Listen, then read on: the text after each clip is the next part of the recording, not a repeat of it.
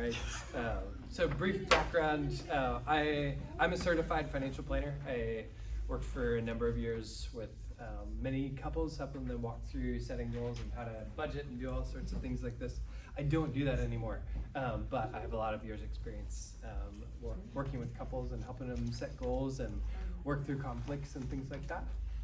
Yeah, and I'm not a financial planner, but I'm a longtime budgeter, and I'm married to a financial planner, so we talk about money a lot. So I'm up here to share some perspective. Yeah, and she helps me a lot.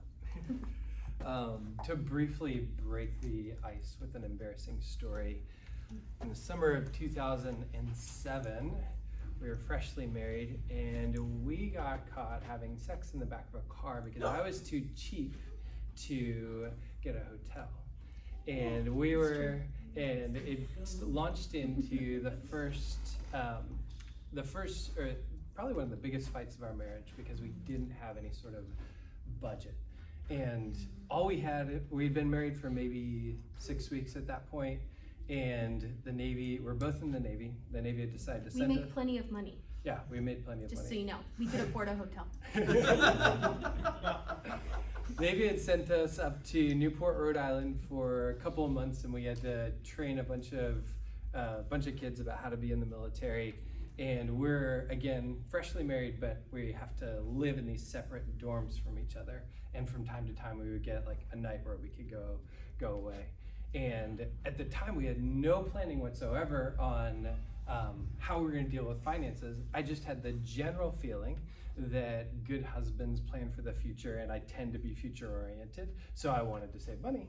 And Christy had the general feeling that she wanted to live in the moment and have fun. So I share that story to just kind of illustrate that we didn't have any sort of plan, and it really launched into a pretty significant fight as we realized, like, wait, we're at pretty serious odds on how we use money and how we set goals together. Yeah. So we realized that we needed a budget. We continued to fight about this for several months as we established the process for what budgeting looked like in our relationship. But I'm just going to throw out a couple of statistics. Money is the #1 cause of stress and conflict in relationships. #1. And it is the #2 cause of divorce, is your finances. 9 out of 10 couples report actively avoiding talking about money. Let that sink in for a moment. Yeah. And that's, we know some great marriages where that are like 40 years old that for years and years and years and years were actively avoiding talking about money. Yeah. So even some good marriages. And 94% of people who report having a great marriage also report that they regularly talk about money. So really, if you guys don't hear anything else, if you don't take away anything else from this evening, just take away that good marriages, good relationships have a clear pathway to talk about their finances, and that's a conversation that you just regularly want to be engaging in, because most people who have a great marriage talk about their money. So 3 months later, we had another really big fight. I thought we had solved the budget We problem thought we at had this fixed point. it. We had a budget, but I bought some pillows, and I still to this day have a problem with cute pillows. So I bought some pillows though, and we had a major fight about our budget and where the pillows fit into our budget. And so that really identified for us that, Wes being responsible and, taking the lead on budgeting, which I was grateful that he had done. I had like, oh yes, we should, we have good jobs, we should budget our money. But I felt very powerless in that budget. So suddenly, we're living on a budget, but we're not accomplishing the things that are on my heart and that I care about. And so we kind of had a very long fight, and what was revealed is that we had a real lack of unity in creating our budget together.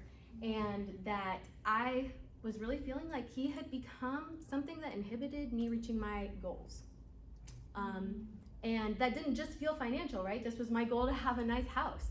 This was my goal to take trips. This was kind of the things that I care about in life. Instead of being a partner, he was kind of the block to getting to realize those things. And we're both making the same income. So again, I had that other layer of like, well, this is also my money, right? Because we're freshly married. We had his money, my money. And so again, I felt now I don't even have control over the money that I'm making. So we had a really big fight about that. And that was when both Hugh humbled himself and I was able to humble myself, and we were able to come and create a budget collaboratively, acknowledging the things that were on the other person's heart, acknowledging the goals, setting goals that we have. These are things that I value, these are things that you're valuing, and the things that you value aren't better than the things that I value. So it's honestly why we feel really passionate about finances and budgeting, especially in the context of marriage, because it allows us to see each other, it allows us to collaborate, and it allows us to value each other and the things that we both care about and the dreams that we have. We get to work towards those together.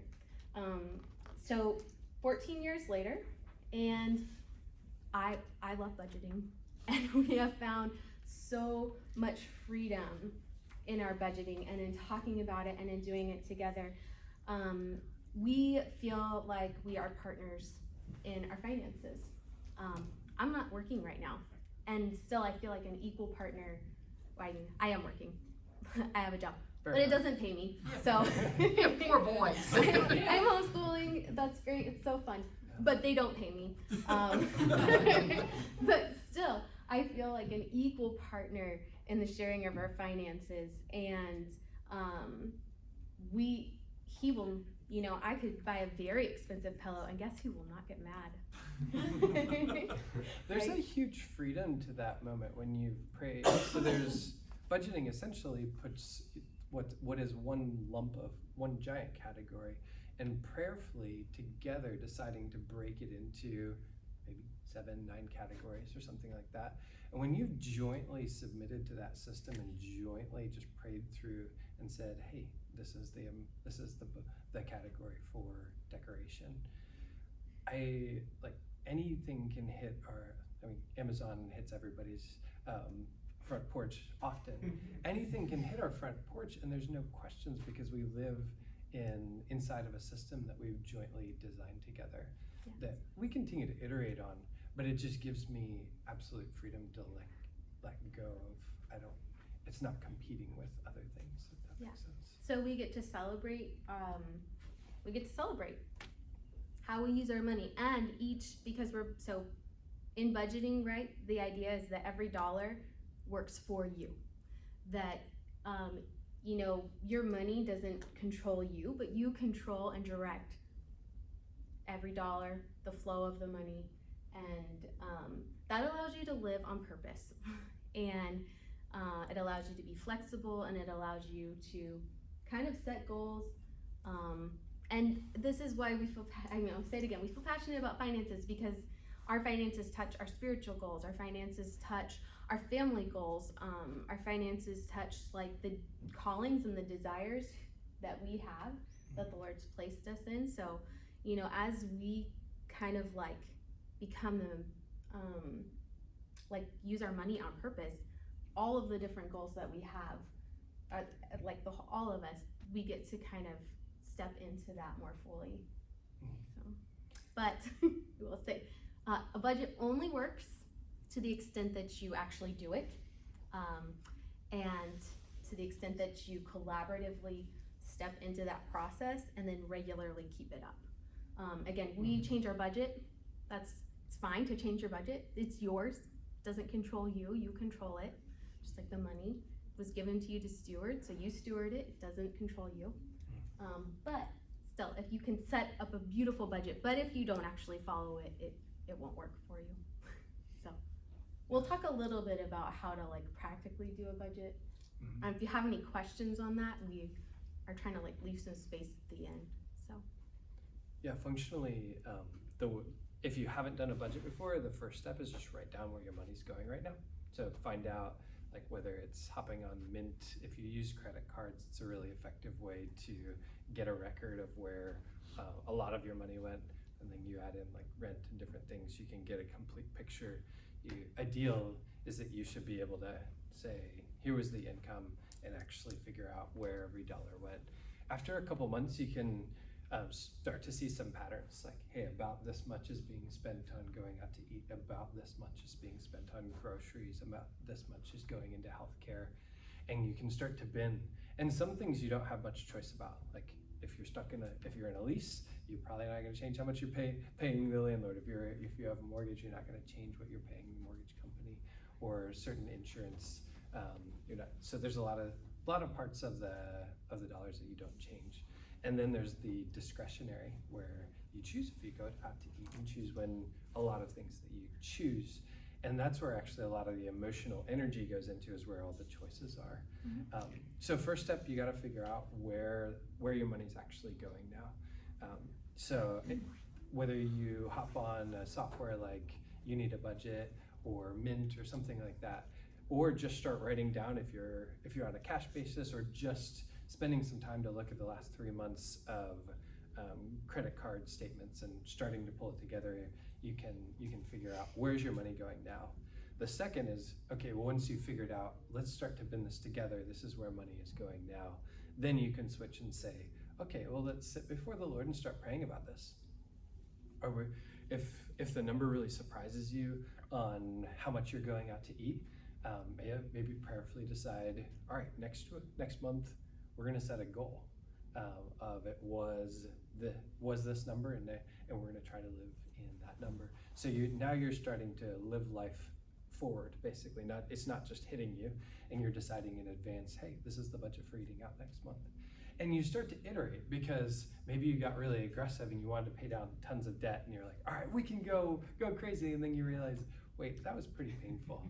Like, just to the things where friends were meeting us actually took us to the limit, and we didn't get a single chance to just go out by ourselves or something like that. And you start iterating. So you figure out what's happening already and start setting goals. And then you got to start tracking your progress, whether it's in Excel or writing it down. If you don't track on a month-by-month basis where it's actually going, it doesn't do you really any good. It's not going to work. So, and then you really, whether it's on annually, we definitely do sit down and kind of just, it's powerful to sit and ask the Lord, all right, Lord, here's our budget. What do you want to change?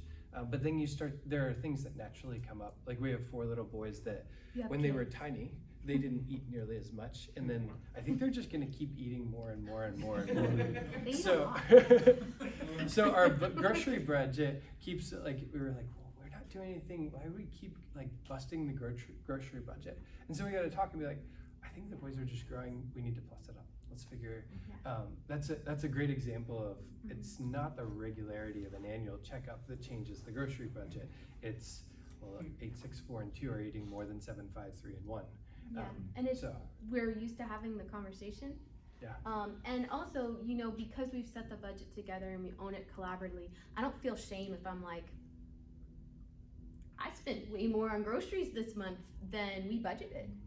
Because the beauty of the budget is, it's ours, we can adjust it. Also, if I did happen to spend more, it will catch up. But it gives us kind of some check marks to say, like, oh, what did happen? Was I buying all of the same groceries as normal, or did we have like a lot of, was I hosting a lot of events this month? What happened? And so there have been seasons where we hosted a lot, and I've been like, I can't stay in the grocery budget. And so we adapt. Again, this is where 94% of good marriages talk about money regularly. So this is your budget. So if whatever the category is for you, and because it's ours, we own it, there's not shame for me if I'm like, I'm sorry, I'm not sure what happened, can we talk about this together? And he would never make me feel bad about it, because it's something that, we're doing together, and we're trying to make work for us, for our life, for what, for what the Lord has for us in that season, whether it's just feeding a lot of kids or whether it's hosting a lot of groups that eat a lot of food too, in that example. Yeah. It's really powerful to have both really submitted to a process, because Christy could just kind of mess up the mental tally or decide she wanted to like just kind of blow the decorating budget this month. And it wouldn't stress me out, because I know she, unless for some reason I thought she was starting to like be like, I don't care about the budget. She doesn't do that. And because I know that she would either figure out like somewhere else to pull it from, or she would catch up on it the next month. There's not a breaking of trust that happens if she's $30 over on the decor budget. It's because we've mutually submitted to a system, that doesn't create tension, because it's just where, I don't know how to say that quite right, but we're not against each other in the budget. Yeah. So we both decided we've prayed about it, we said it before the Lord. This is something we both, under God, will mutually submit to. So he submits to me under the budget and I submit to him. So neither one of us has control over it. So. Which is the difference between the 3 months between when we first set up a budget and when we had the second big fight. In those 3 months, I was the keeper of the budget, and I didn't realize it until later. But it was my budget, and she was having to come, and it was just all one-way submission, which was not feeling very good. And so when it came together and we actually prayerfully decided on the goals together, then it really changed the dynamic. So. Okay, so I've said it a couple times, I'll say it again. Really great relationships talk about money. So if you have your pen and a piece of paper, I just want you to think that you'll do this separately, so each person will do it on their own. So think about a sum of money that is meaningful to you. If you got just a really meaningful inheritance, that's going to be a different number for everybody. So just go ahead and write that number down. So if you got a sum of money, some inheritance, and it was it could be $1,000, $1 million, you choose. Just write down the number. It would be meaningful in your life. So just on a piece of paper. There's a second step. There's a second step. You have to write down the number. Wait, I guess it just as if a family member. So yeah.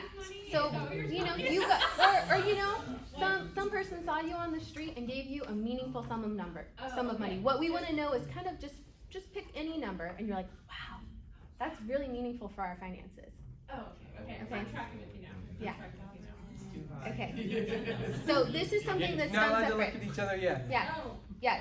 Your number is different than his number, right? We wrote the same number. 30 years. Okay, so does everybody have a number either in their mind or written down? Okay. All right, I'll give you a second. Okay. Now you get to look at that number and you get to decide where you want to spend it and why. The caveat is, in this inheritance, you weren't allowed to give any of it away. This was for you. So just write down, you have to spend it. This isn't something that you get to save, and it isn't something you get to give. So I want you to just write down probably, 1 or 2 things that you would spend what you've decided is a meaningful sum of money on. We'll give you 2 minutes. Or 3. What do you want? 3. Is it based off of I don't have to buy anything and I just get to spend this on whatever my heart's desire, or is it I need to buy certain things? Yeah. Whatever it was like I walked up to you today. So what's on your heart? Yeah. Today. I walked up to you today and I gave you that meaningful sum of money. I'm tracking it. So it's whatever you're like, I want a couch. Whatever it is, it's whatever's on your heart. Yeah. You said no saving, but can you buy a business? Can you? Sure. Okay. That's spending it, right? Yeah. You could spend it on your debt. You could pay down your debt. The point is that you can't keep that money in a bank account to accrue interest. So. Good use of the word accrue. Thank you. Okay. Now we're also just going to give you guys probably 3 minutes, and you get to look at each other. No. Oh, not yet. Oh, No. we've Now, write down what you think Oh. your significant other would spend it on. Oh. Yes. Okay, so this is your paper. This is why you weren't supposed to look at each Yes. other's. We'll start over, we really won't.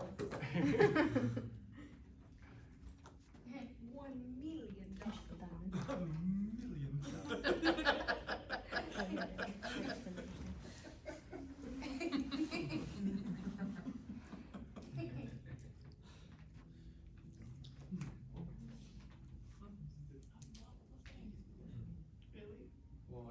So once you've both written down your answer, you can trade Trade. and talk about the differences. I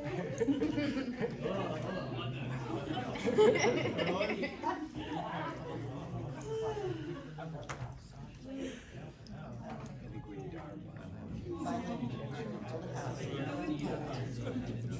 Small tractor, chicken coop, goats.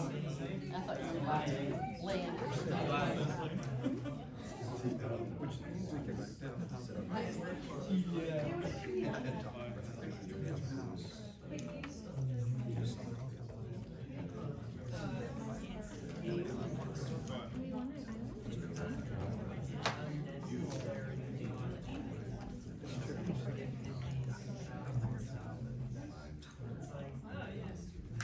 Yes. Winning. We win. Nice. Hashtag winning. Hashtag. Hashtag winning. Did you call each other? What? Did you get talk? Did you know what he would write down, what he would spend his money We on? were actually talking about it on the way here. Oh, so- alright. Not on purpose, just because I, Just because great marriages talk about money regularly? and drinks.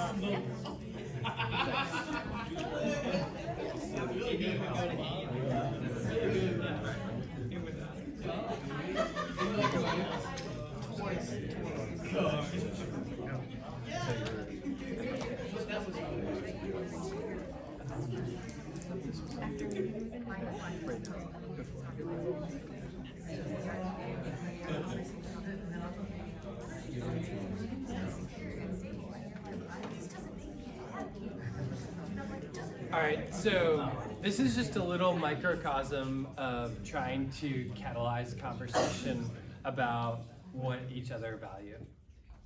And you had the homework this week to write down your budgets. And it's really important to trade those as well and to talk about how you're currently budgeting money and then what it would look like as you get, obviously if you're 6 weeks into dating and it's quite a ways off, you don't need to probably have the conversation now about how the merging is going to happen, but definitely starting to talk about, and the closer you're getting to marriage, what is it going to look like to merge these, and then there's some definitely bringing in the balance sheet. This is what you own, assets and debt is really significant as well. Just absolutely, you have to actually share all that stuff before you get married. If you are not ready to share debt or not ready to share an inheritance that you know is coming, then you're not ready to get married. Like, this is the two shall become one. This is not I would say it's an absolute red flag. Stop the program. You know you're not ready to get married if you can't share debt or inheritance is coming or something like that. You have to be able to share those things. So both for the budget, I would say actually go get a meal together, talk about this. This is worth at least one meal's worth of conversation to talk about. I mean, it's going to be a bunch of conversations for the rest of your life. But to talk about what you're bringing in your legacy of how you've dealt with money. You're bringing in your legacy of if there's debt, if there's commitments that you've made to other people, starting to talk through those things and to look at what would a monthly budget look like together is really significant. It gets much more, we're about to switch gears and talk about goals, which is much more fun to dream together, but it really is built on monthly, how do we live life together? How do we prioritize together?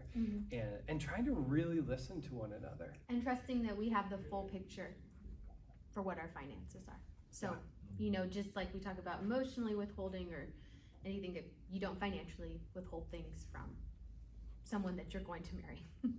So. Yeah. And I think I'm only now beginning to really enjoy seeing the other perspective. We'll talk about it in goals as well. But I mean, 14 years ago, I don't think I had a grid for the true value of a pillow.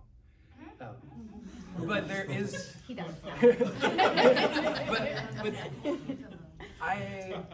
I was missing out on truth that I could not see. It was and being able to actually listen to your spouse and it doesn't mean just because they're like dumping money into something that is necessarily a beautiful thing. I think in Christy's case, like her gifting coming out and decorating a home is a beautiful thing. If money's going into gambling, or there could be it could just be like, hey, yeah, we need to talk about this. You know? There were a few months I spent way too much on coffee visits because I was bored at work, right? So we had to have a conversation about that. Less beautiful. I was bored at work, so I went to go get coffee 4 times. I didn't do the passive aggressive thing that he did of just No, he circling. didn't. Oh, that was bad. That sounded really Okay. annoying. We are going to move into goals. And so part of that exercise was also to just get you thinking about goals, because, you know, whatever your meaningful sum of money was, you wrote what you would spend it on. And that's a pretty good indicator of something that you value. And so we'll just share a little story. So in 2014, we both left our careers in the Navy, and we had just had our second son, and I stopped working, and Wes took an entry-level job as a financial planner. So cumulatively, our finances took a 75% pay cut, and we lost our job security.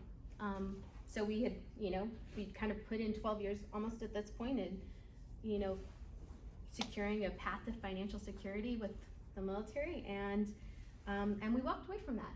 And we both did it with really glad and happy hearts and in a lot of unity, because we had spent a lot of work talking about what our goals were individually, spiritually, and as a family.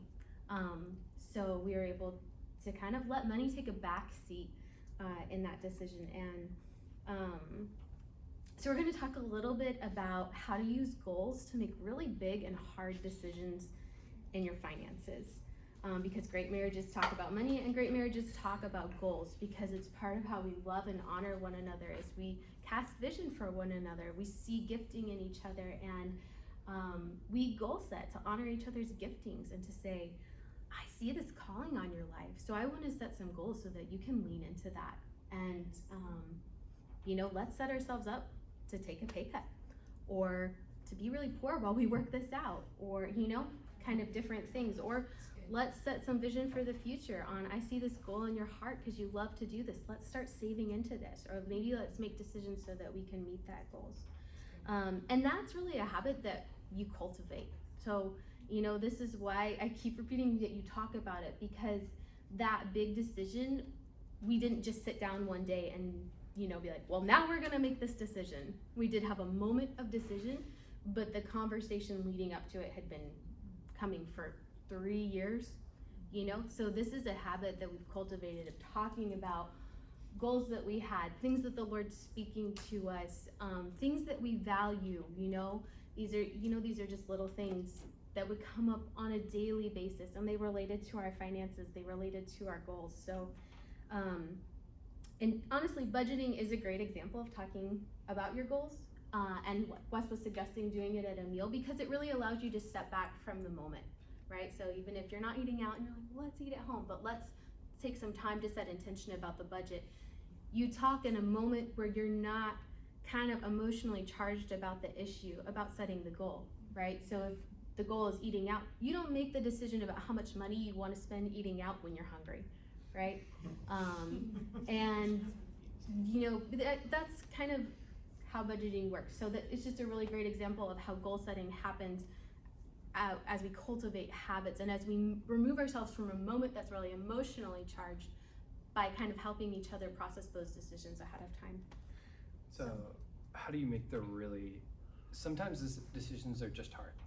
Like whether you switch some job because things are really toxic, or just picture maybe a job change that is really difficult. Like leaving the Navy, candidly, was, for different reasons, a very clear decision. Christy was really sick of the Navy, and I really wanted to go pursue a dream.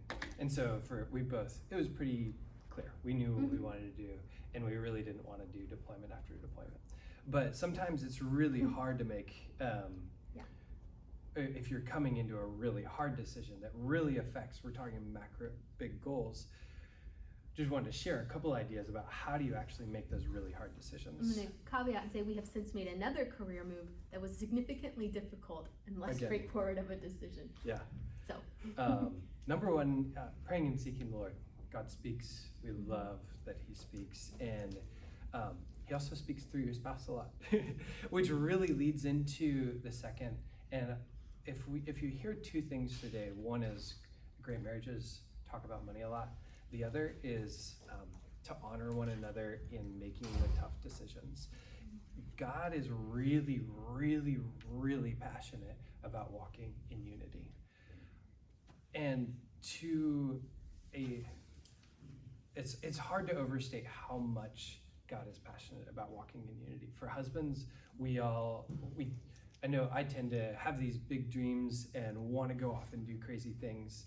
And if Christy is not ready to go there with me, and it's breaking unity, even if there's all kinds of good that could happen from my crazy plan, I would passionately make a case that it is not the Lord's will to break unity with my wife.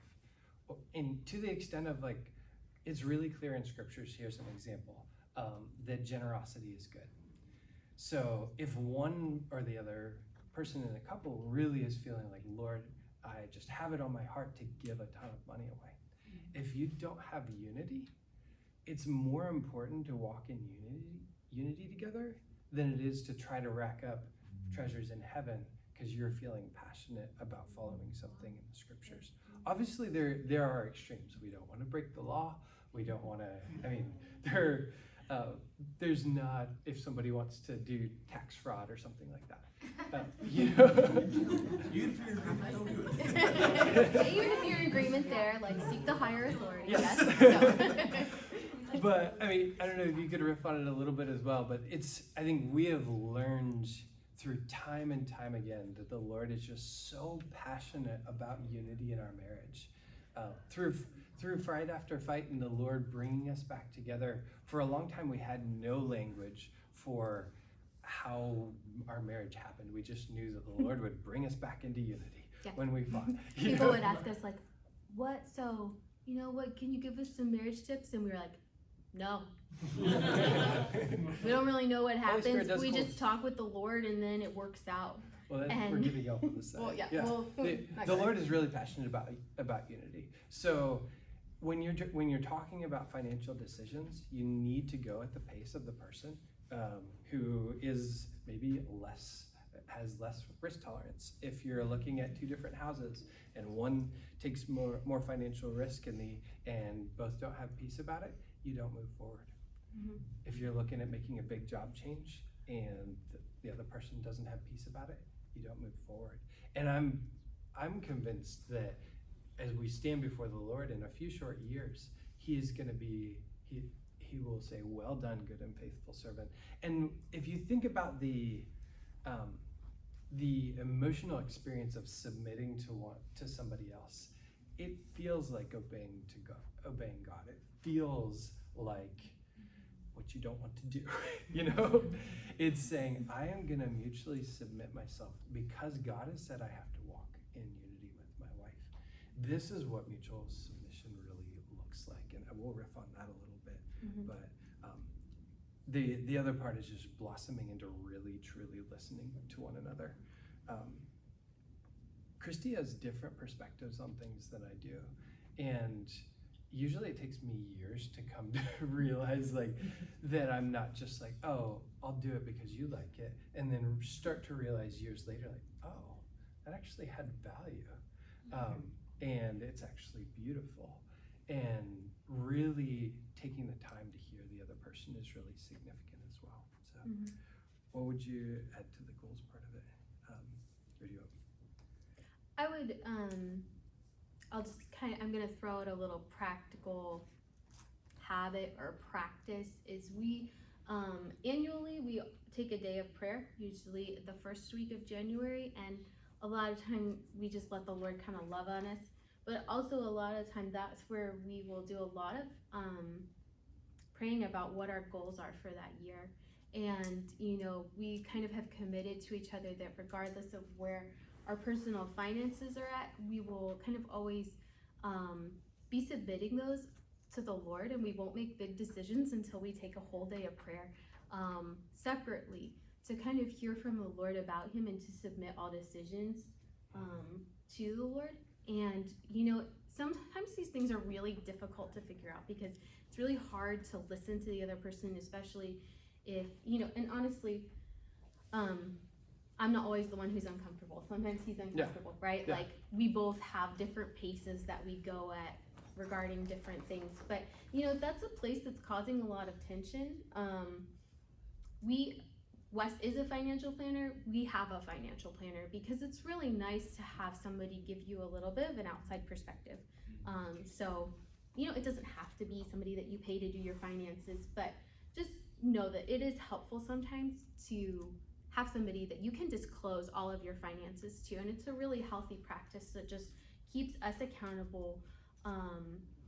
Because I think Wes is gonna talk about it later, but we've learned there are two things that are actually really difficult to hear God on, and one of them is sex, and the other is money.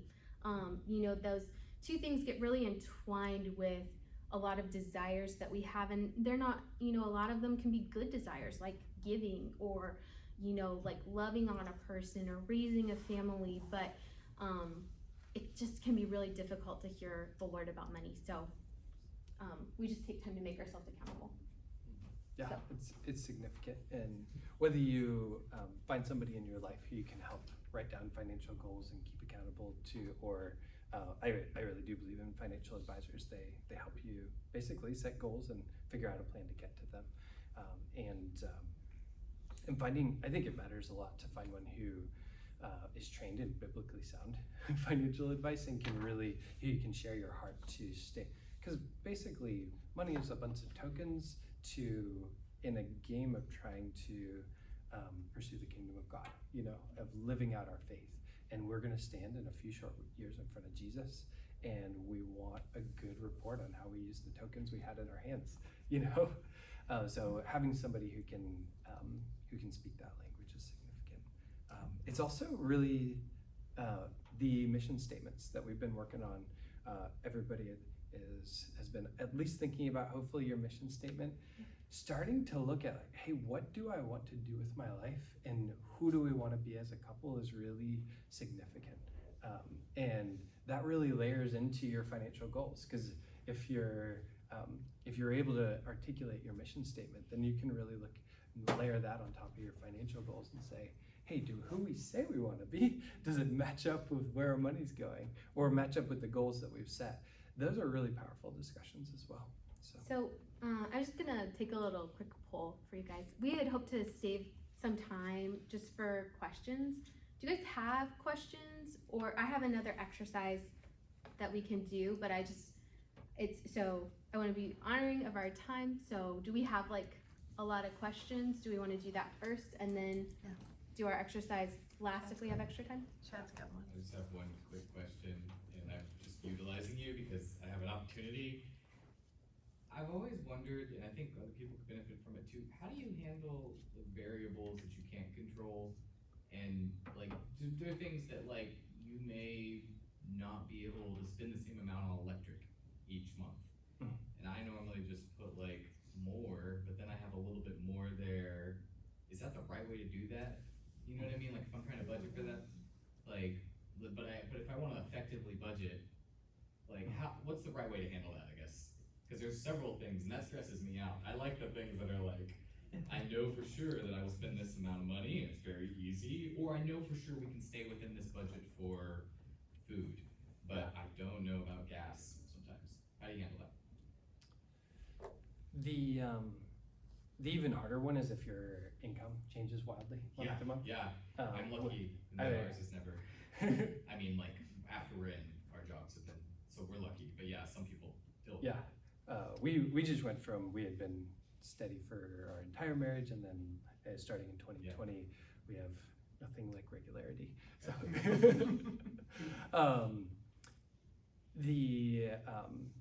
in terms of if you're trying to hit one specific number and a couple things are going to move around on you, the ideal is that you're saving on average. I would like say you wanted to save on average $200 a month, and you knew, oh, it's gonna basically fluctuate across a bunch of months.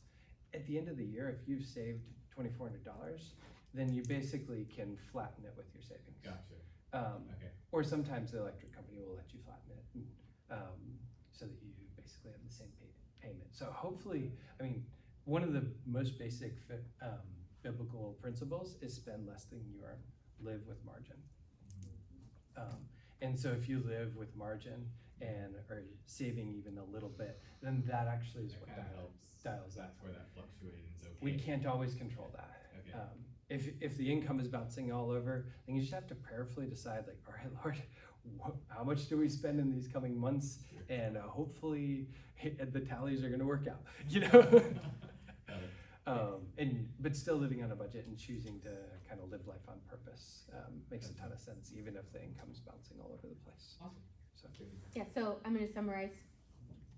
In that situation, if you have a variable, you can set a savings goal, or you can take the average of what that would be. So, you know, if you can average out your electrical annually, then you can just set the average as your budgeting goal, and in theory, it will average, As long as you got that right? little cushion, you're okay. Yeah, because we're living with margin. Yes, So, got it. you know. Yeah, I think that's the thing I'm missing. Yeah. I'm horrible. We're both horrible. Yeah. I mean, you're better at savings. I'm always like, spin, spin, spin. This is the right thing to do. Every couple has the saver and the spender.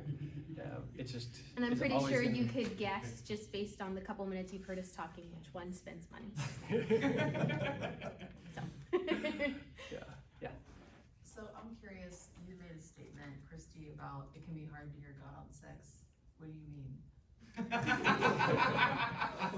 Do you want me to Tell us. I Get mean- money. Okay, so, you know, you're married. There are some times where some people want one thing and the other person doesn't, and we get a lot of hurt feelings out of that. And we can kind of translate those feelings into being the right thing to do. So we've just found that if kind of those types of things come up, we're more likely in those situations to justify ourselves before the Lord and hear the Lord and say, this was the right way to go, when actually it's just kind of the desires in our flesh that are talking. We've just found that. A couple examples are, if you have any friends who are beautiful singers at the front of worship churches, they will usually have many people who have heard from God that they're supposed to marry them.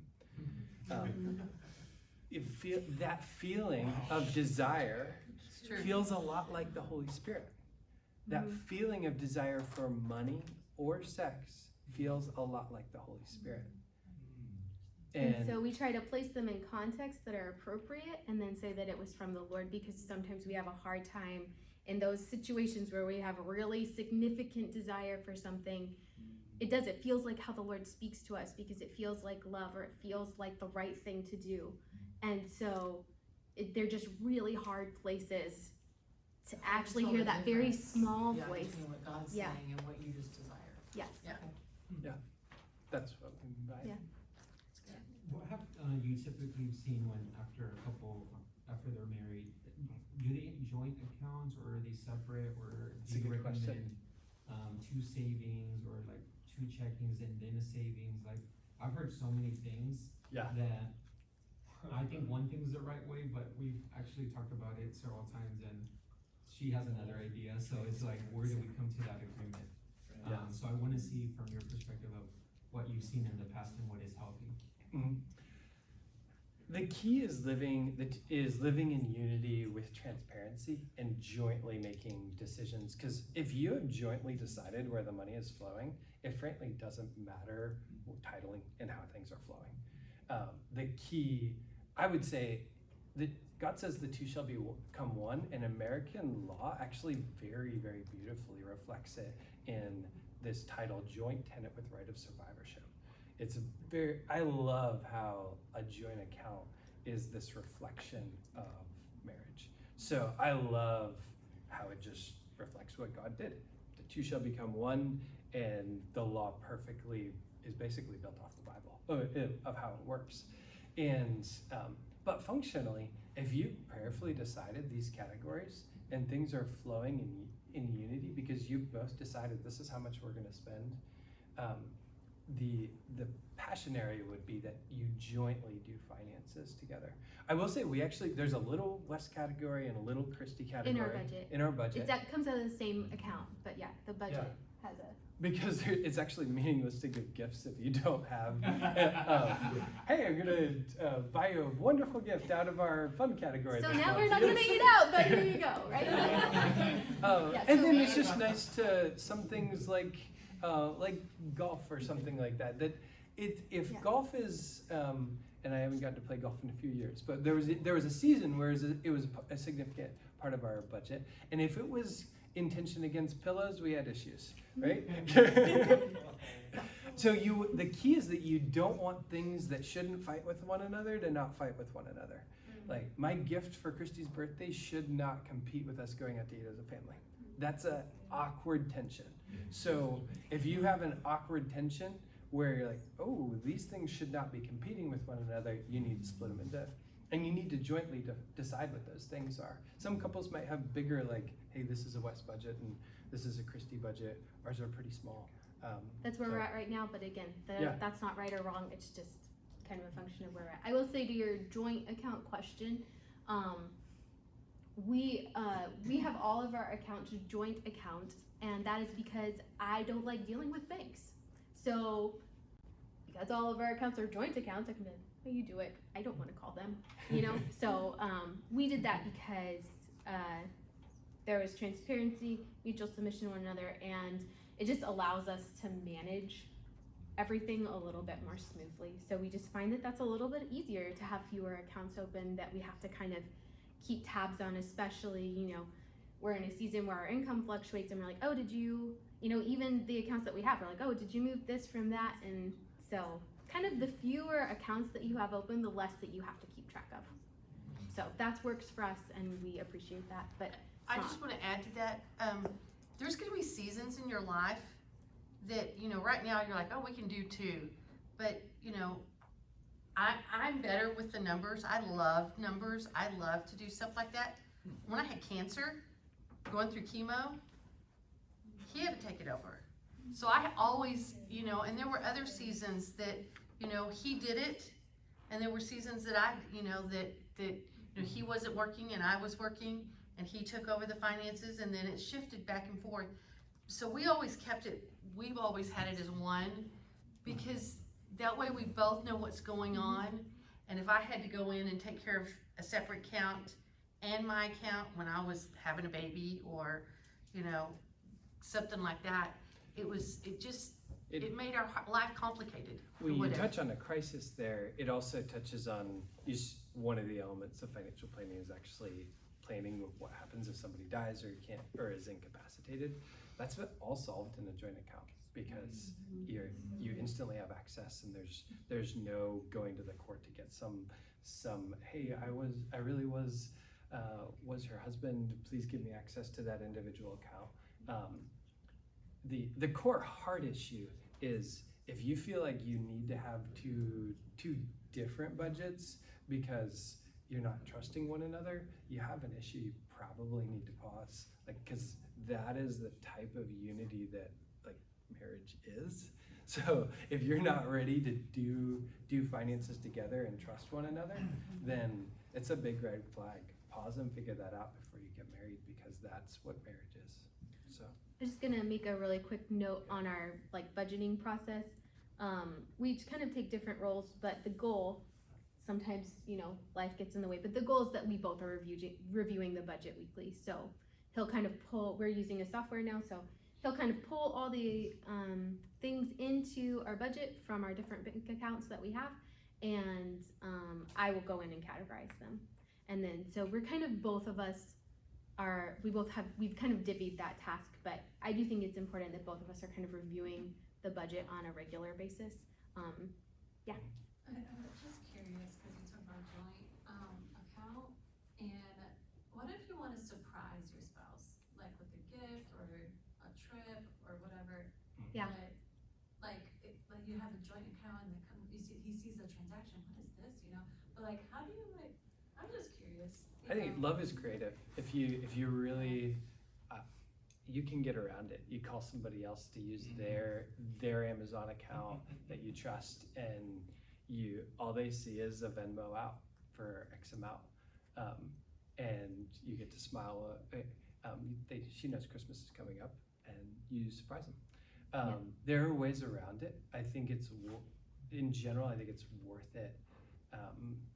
And candidly, if it's big enough that you really need a bank account to be saving up for it over a long time, you probably want to jointly pray about that. That is a joint because if it's Hawaii and it's $5,000, it's gonna take a while to save up for it. You probably want to jointly sit before the Lord and pray about that, not just say, "Surprise, honey." You know? But what we have done, Marisa, is we've agreed on a budget for a trip. So he knew, oh, there's gonna be some charges coming, but I'm not gonna tell you where we're going. I just need you to block these days off. And I'm gonna book all the activities, and I'm not gonna tell you where we're going, but we've already agreed on how much I'm spending. So, so then I get to be like, Yeah. okay, today's the day you took off work, and here's where we're going. And so that's just kind of, and then we actually just use our families sometimes if we really want to surprise the other person. Oh, can you buy this for me? Pay you back later. So. Or time your surprises to right after the last statement came out, so it hasn't shown up on the next statement yet. Or I bought him a Taylor guitar, but it took me like 6 months of pulling, my budget in cash Yeah. and putting it I away. would say you should get cash, like. And get I cash just- Well, that's why I said love is creative. I think I got you can get creative. her, and that's actually part of the fun of, that is part of the fun of giving in a joint environment. I think it's that cost, if you will, is worth it. So. Yeah, one thing to remember, guys, money is literally what you've traded your life for. Whoa.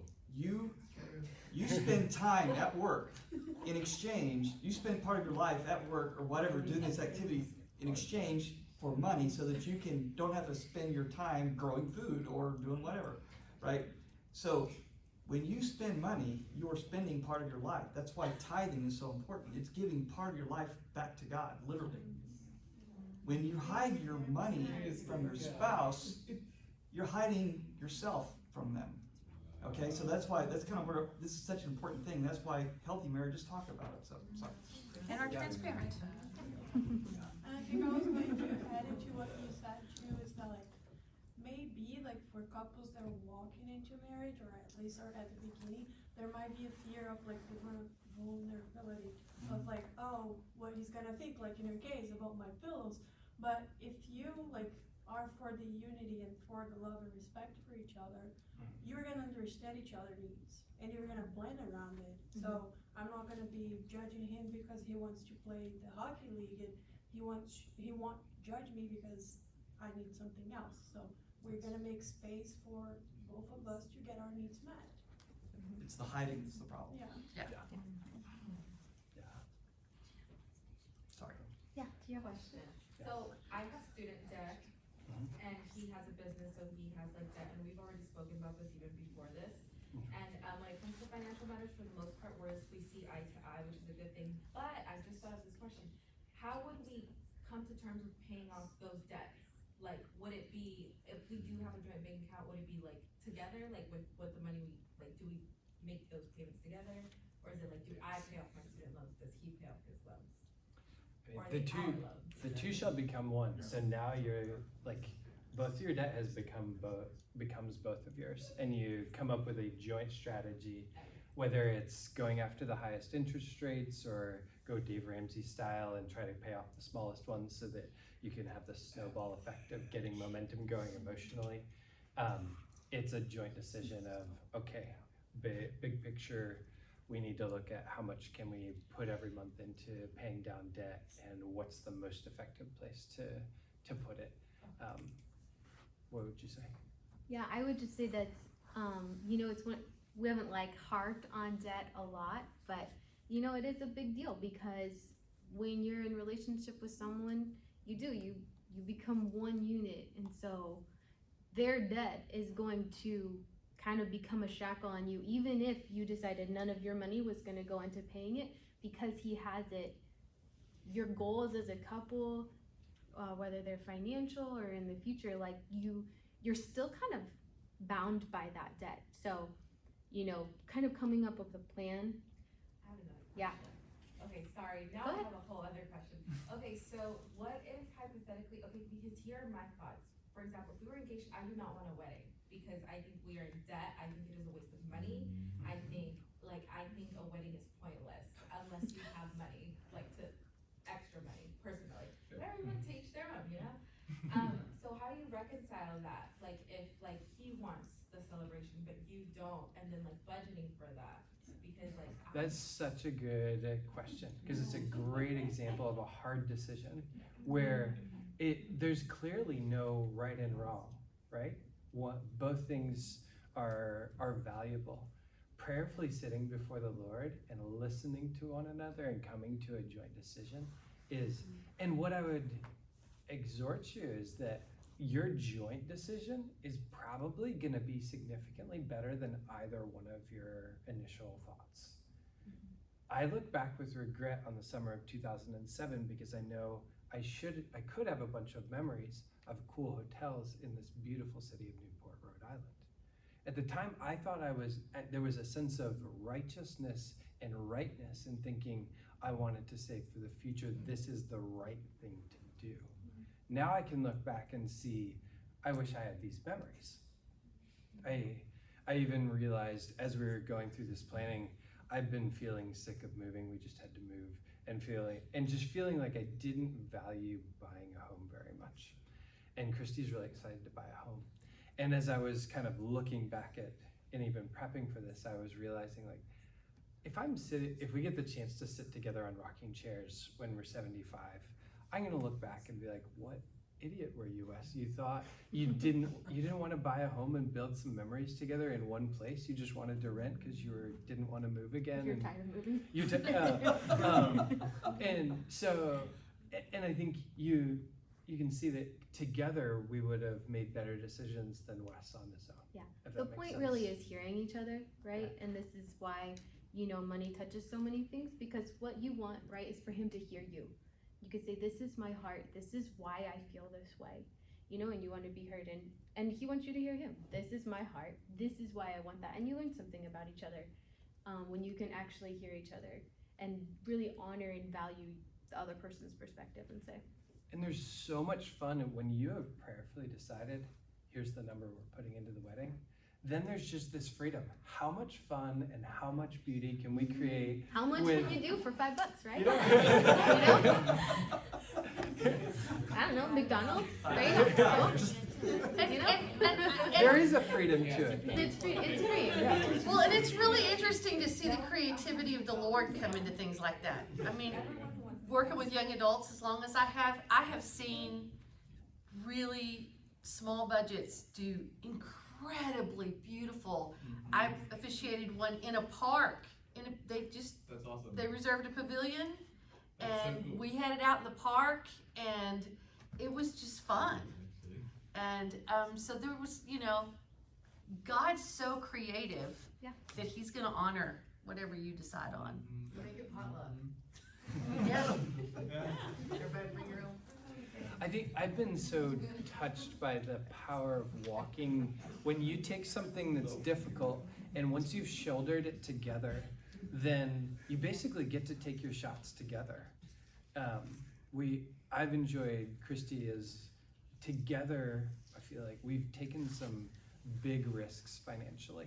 And the fact that we've been able to step into that together has given me this incredible platform of being able to go into situations where I may absolutely blow it, and know that we're standing because we chose to walk into it together.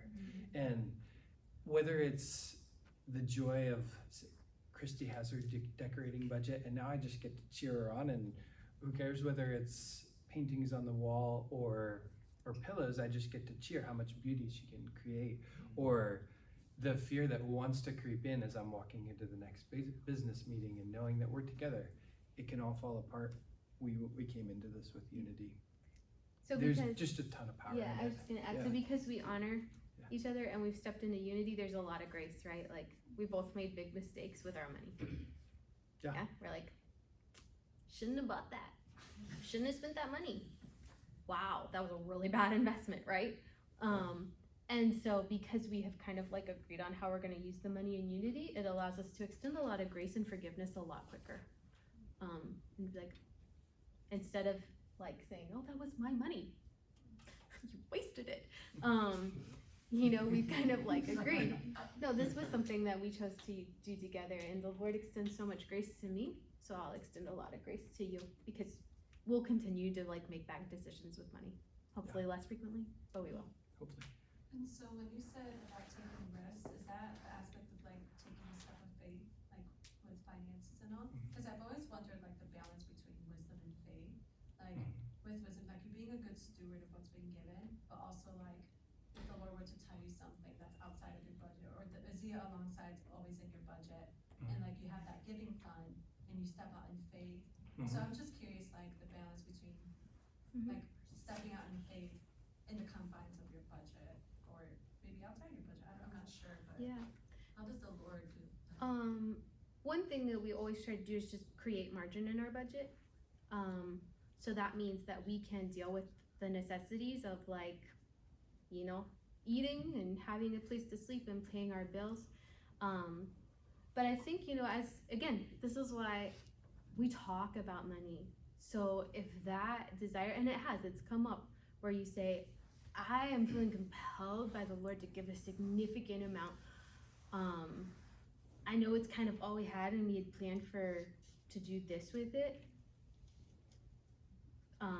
This is where unity unity is real. the key, right? Yeah. Like, if either one of us feels that way, that's great, and it probably is from the Lord, but we honor the Lord more by saying, I'll wait until he puts that on your heart.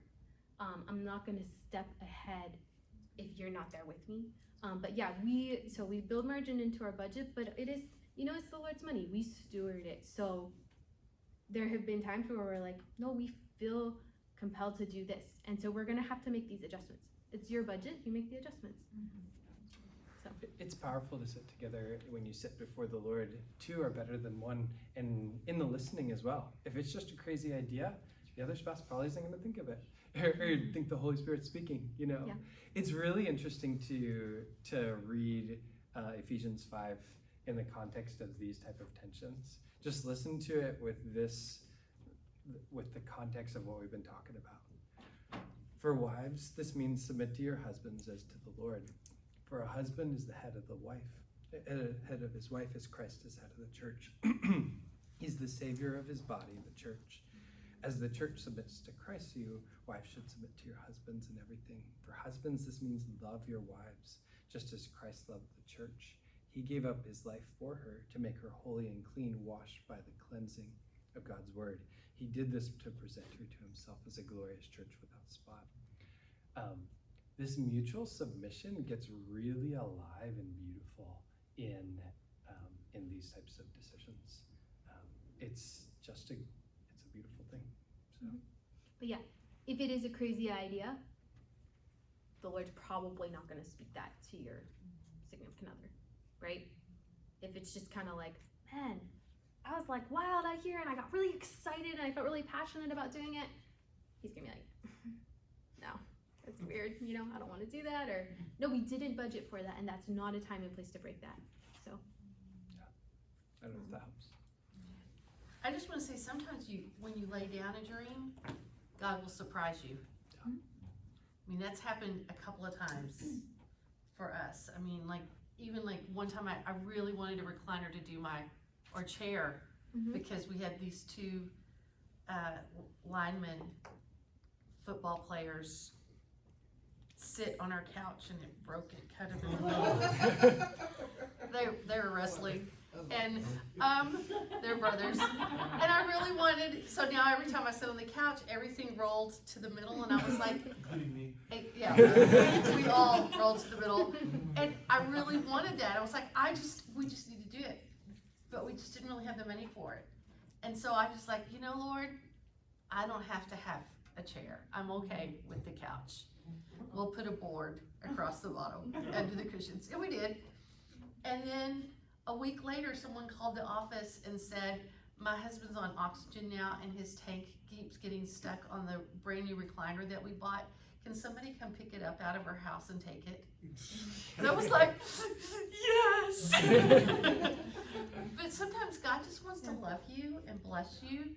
And when you lay down those kind of crazy dreams, sometimes that may just be Him. You never know what He wants to do when you submit. Even, 2 weeks ago, the dresser in one of my little boy's rooms was like not working well, and I was looking at it, I was like, I want a new dresser. Like, tired of this one. I want a new one. I know how this And we don't have it around, but it's not in the budget, so like, okay, fine. So, no joke, 2 days later, a pipe burst in that room and ruined the dresser. It's the only thing that got ruined, so. That's not the only thing. But in that room, that dresser, it like was straight shot from the wall, and the whole thing just fell apart. So, our insurance paid for me to get a new dresser. We're good. Wow. Yeah. I think it's about time. Yeah, it is. Isn't it? So, Yeah. anyways, thanks for letting us share, guys. Oh, We amazing. really appreciate it. We did want to just, I'm gonna make a plug for your Simis thing. Yes. So you guys all have it, right? And there is a section just money talks right here, and all those questions are just really valuable. I think you'll find you have really great conversations if you just talk about kind of some of those statements. And so we read through those. They're financial planner approved. Yeah, they're great questions. Would you this week on our app in the section put down some of the different resources that you like, Mint and things like that, and just put some of those? Would y'all like those different? Yes, I thought they. And even talking about some of the, what plans you recommend, like Dave Ramsey, or there's other ones out there. You mentioned that, but if there's one that you really recommend, or some different selections that they can peruse for more. Okay, awesome. Yeah. Oh, I was gonna ask what our homework is. I don't know. Oh, okay, never mind. If you haven't done your budget and balance sheet, go do that. Yeah. I will put it out there tomorrow. Okay. Keep working on your mission statements. Yes, Yes. mission statements. We're behind. We're gonna get there. When do we start?